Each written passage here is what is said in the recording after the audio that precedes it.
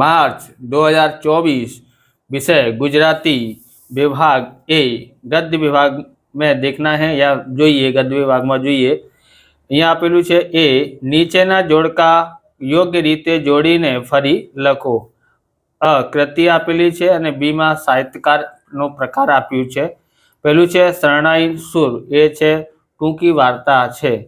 અને બીજું છે સૂરજ તો બધે જ સરખો છે, એટલે આનું આવશે હાસ્ય નિબંધ છે। ત્રીજું છે જેઠા જેઠીબાઈ, એ છે લોકકથા છે। ઓકે, પછી છે આપણી પાસે બી, એની નીચે આપેલા વિકલ્પોમાંથી યોગ્ય વિકલ્પ પસંદ કરી ખાલી જગ્યા પૂરો। ચોથું છે કાંતિ ખાલી જગ્યાના ખાંચામાં સંતાઈ બેઠો હતો, એટલે હરજીવન મિસ્ત્રી એનું આન્સર આવશે। ઓકે, પાંચમું છે વર્ગીસ કુરિયરની આત્મકથાનું નામ ખાલી જગ્યા છે, તો મારું સ્વપ્ન ખાલી જગ્યામાં આવશે। નીચેના આપેલા વિધાન ખરા છે કે ખોટા તે જણાવો। છઠ્ઠું છે રમજુ મીરની પુત્રીનું નામ ગરબી હતું, આ વિધાન ખોટું છે, સખીના નામ હતું। ઓકે, સાતમું છે ટિફિન કૃતિમાં લેખકનું નામ પ્રેમજી પટેલ છે, આ વિધાન ખરું છે। કમાં જોઈએ નીચે આપેલા પ્રશ્નોના એક વાક્યમાં ઉત્તર લખો। આઠમું છે એનું શંભુ પુરાણીનો ભાણેજ વલ્લભો મુંબઈ જઈ શું ભણી આવ્યો હતો, એ અંગ્રેજી ભણીને આવ્યો હતો।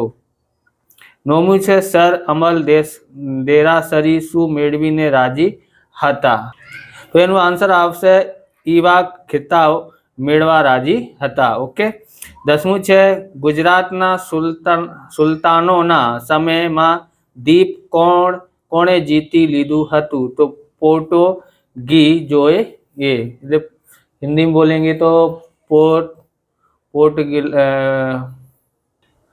पुर्तगाल लोगों ने जीत लिया था, इनको पोर्टुगीजोए કહેવામાં આવે છે। ડમાં જોઈએ નીચે આપેલા પ્રશ્નોના 2-3 વાક્યમાં ઉત્તર લખો, ગમે તે બે, એ તમને લખી લીધું હશે। અહીંયા ઈમાં છે નીચેના પ્રશ્નોના સવિસ્તાર ઉત્તર લખો, ગમે તે બે। ઓકે, એનો જવાબ તમે લખી લીધા હશે। આપણે આગળ જોઈએ વિભાગ બી માં જોઈએ। અ છે નીચેના જોડકા યોગ્ય રીતે જોડીને ફરી લખો। 17મું છે જીવન અંજલિ થાજો, એ છે કરસનદાસ માણેક। 18મું છે મોરલી એટલે મીરાબાઈ। 19મું છે જીવમાં જીવ આવ્યો, એટલે હરિ કૃષ્ણ પાઠક એનું આવશે। બમાં જોઈએ નીચે આપેલા વિકલ્પોમાંથી યોગ્ય વિકલ્પ પસંદ કરી ખાલી જગ્યા પૂરો। એ છે 20મું લોક સાહિત્યમાં ખાલી જગ્યાનું વિશિષ્ટ સ્થાન છે, તો દુહાઈ। અહીંયા છે 21મું સુશોભનથી ખાલી જગ્યા પ્રસન્ન થાય છે, તો દીવાનખાનું। પછી જોઈએ અહીંયા નીચે આપેલા વિધાન ખરા છે કે ખોટા તે જણાવો। 22મું છે મોરલી કાવ્ય મીરાના શ્રેષ્ઠ પદમાંથી લેવામાં આવ્યું છે, ખોટું છે। 23મું છે હાસ્ય મેળવીએ કાવ્યમાં કવિ અજાણી વ્યક્તિનો હાથ માંગે છે, આ ખરું વાક્ય છે। કમાં જે નીચે આપેલા પ્રશ્નોના એક વાક્યમાં ઉત્તર લખો। 24મું છે હાઈકુને સત્તાક્ષર કૃતિ શા માટે કહેવામાં આવે છે, જે છે ને એ કૃતિ છે 7 + 5 + 7 આવી રીતના કેટલા છે, કુલ 17 અક્ષર હોવાના કારણે કાવ્યને 17 કૃતિ કહેવામાં આવે છે। 25મું છે તે બેસે અહીં કાવ્યમાં કવિ કઈ રીતે આપેલ દાનને ઉત્તમ માને છે, તો ગુપ્ત દાનને। 26મું છે જીવમાં જીવ આવ્યો એટલે કે ભય जता स्थिरता अनुभवी। तो आपको इस चैनल को सब्सक्राइब कर लेना है, करके रखिए, सपोर्ट कीजिए हमारा भी। या તમને આ વિડીયો સારું લાગ્યો હોય તો લાઈક પણ કરવાનું અને સબસ્ક્રાઈબ પણ કરી લેવાનું છે। ડમાં જે નીચેના આપેલા પ્રશ્નો 2-3 વાક્યમાં ઉત્તર લખો, ગમે તે બે આપેલા છે, એમાં 3 છે, એમાંથી 2 કરવાના છે, તો તમે કરી લીધા હશે। ઈમાં છે નીચેના પ્રશ્નો સવિસ્તાર ઉત્તર લખો, ગમે તે બે, અને તમારે કોમેન્ટ કરવાનું છે કે તમારા 80માંથી કેટલા નંબર આવી શકે છે, 80, 60 કે 70 પ્લસ થશે કે નહીં। ઓકે, પછી વિભાગ સી માં જોઈએ, એ તમારું ખાસ ધ્યાન રાખવાનું છે। વ્યાકરણ વિભાગ છે, આ માગ્યા પ્રમાણે પ્રશ્નોના ઉત્તર લખો, દરેકનું 1 ગુણ છે। 33મું છે નીચેનામાંથી કયો શબ્દ મિત્રતા શબ્દનો સમાનાર્થી છે? તો એમાં શું આપશે? તો એમાં જે છે ભયક્ષ ભાવ આપશે, એટલે ઓપ્શન સી એનું આન્સર આવી શકે છે।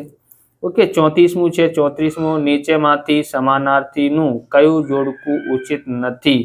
તો એ છે રસોડું અને પાઠશાળા। ક્યાં રસોડું જુદું હોય છે, એટલે રસોડે એટલે રસોઈ અને પાઠશાલા એટલે કે વિદ્યાલય। તો ગમે એનું જોડકું તો સાચું નથી। શલ્ય સુર એ થાય છે, પ્રગતિ અને નકલ થાય છે, તો આપણું એ ઓપ્શન આવશે। ઓકે, 35મું જે છે દયાળુ શબ્દનો વિરોધી શબ્દ શોધીને લખો। તો દયાળુ શબ્દનો વિરોધી શબ્દ છે ઓપ્શન એ નિષ્ઠુર થાય છે। 36મું છે નીચે વિરોધાર્થી શબ્દના જોડકા આપ્યા છે, તેમાંથી કયું જોડકું ઉચિત નથી? તે છે આમાંથી બી આપશે, સ્વાર્થ અને પરમાર્થ, આ જોડકું સાચું નથી। ઓકે, 37મું છે નીચેનામાંથી કઈ જોડણી સાચી છે? તો ઓપ્શન એ જે છે અહીંયા આમાં શું આવશે? સી આવશે, ઉદારક અને નિરર્થક। આ ઓપ્શન સી આપણું આન્સર સાચું છે, બી નથી। Okay, sorry.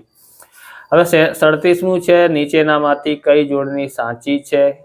તો એમાં છે સી ગિરદી। ઓકે, 38મું છે પુત્રી બળાવીને ખાલી જગ્યા ભારે હૈયે ઘરે તરફ પાછા ફર્યા। તો એનું આન્સર છે ઓપ્શન એ કુટુંબીઓએ। 39મું છે નીચેનામાંથી પાવક શબ્દની કઈ સંધિ યોગ્ય રીતે છોડેલી છે? તો એનું આન્સર આપશે ઓપ્શન એ પો પ્લસ અખ। કોણે આ કર્યું છે? ઓકે, હવે આગળ જઈએ તો સી માં આપેલું છે નીચેનામાંથી કયો સમાસ મધ્યમ લોપી છે?